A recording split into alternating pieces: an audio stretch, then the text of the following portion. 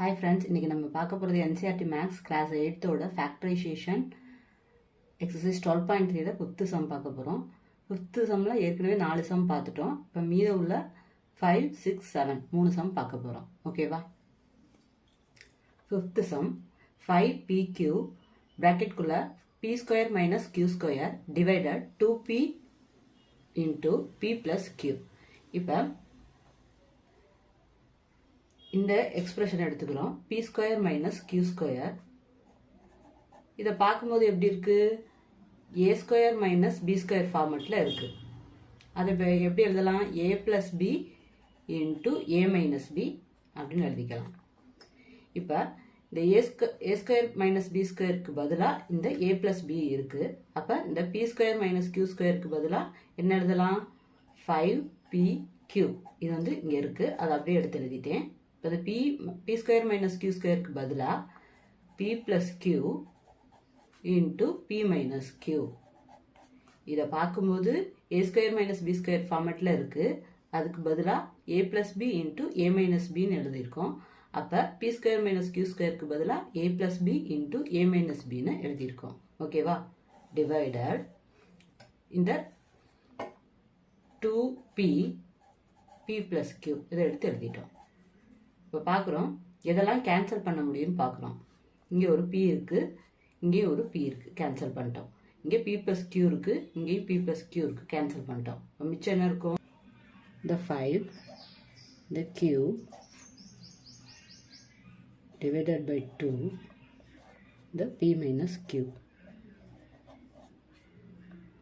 இதுதான் அதோட answer. 6th sum 12xy bracket குள்ள 9x square minus 16y square divided 4xy into 3x plus 4y. இப்போ இந்த bracket குள்ள உள்ளதை பார்க்குறோம். 9x square minus 16y square. இதை எப்படி பிரிக்கலாம்? 3 into 3. இதை எப்படி பிரிக்கலாம்? 4 into 4. அப்போ இதை எப்படி எழுதலாம்? 3x the whole square minus 4y the whole square. இதை பார்க்கும்போது a square minus b square ஃபார்மேட்டில் இருக்கனால இதை எப்படி எழுதலாம்? 3x plus 4y 3x minus 4y. அப்போ இந்த 12xy எழுதிக்கிறோம். 12xy இந்த 9x ஸ்கொயர் மைனஸ் 16y ஸ்கொயருக்கு பதிலாக இதை எடுத்து எழுதுகிறோம்.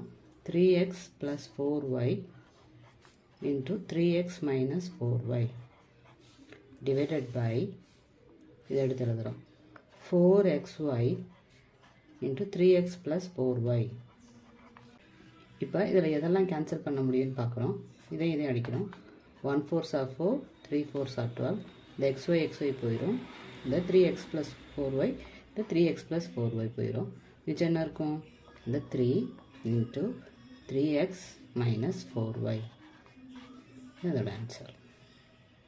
7th sum 39y cube bracket குள்ள 50y square minus 98 divided 26y square bracket குள்ள 5y plus 7.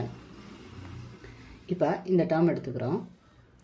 50y square minus 98. இப்போ இது 2 into 25.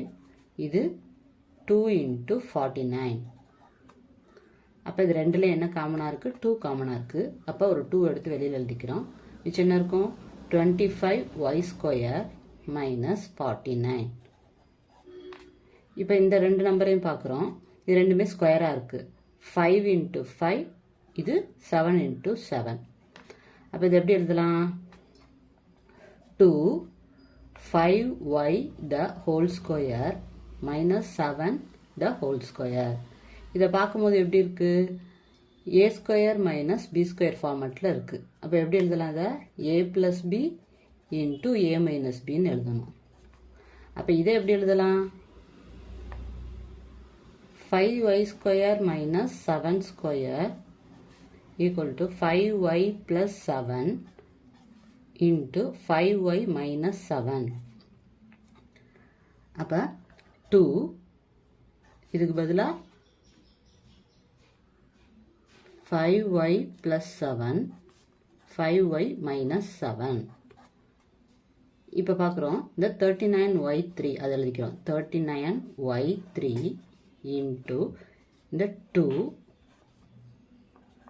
5y plus 7 5y minus 7 divided by the 26y square 5y plus 7. இப்போ இதெல்லாம் கேன்சல் பண்ண முடியும்னு பார்க்குறோம். இதையும் கேன்சல் பண்ணலாம். 2 13s are 26, 3 13s are 39. இந்த y ஸ்கொயருக்கும் இங்கே y கியூபுக்கும் கேன்சல் ஆகும். மிச்சம் அதில் ஒரு y இருக்கும். இந்த 2க்கும் இந்த 2க்கும் கேன்சல் ஆகும். இந்த 5y plus 7க்கும் இந்த 5y plus 7க்கும் கேன்சல் ஆகும். மிச்சம் என்ன இருக்குது? இங்கே ஒரு 3 இருக்குது. இதில் ஒரு y இருக்குது. இந்த 5y minus 7. இதுதான் இதோட answer. Thank you for watching, friends.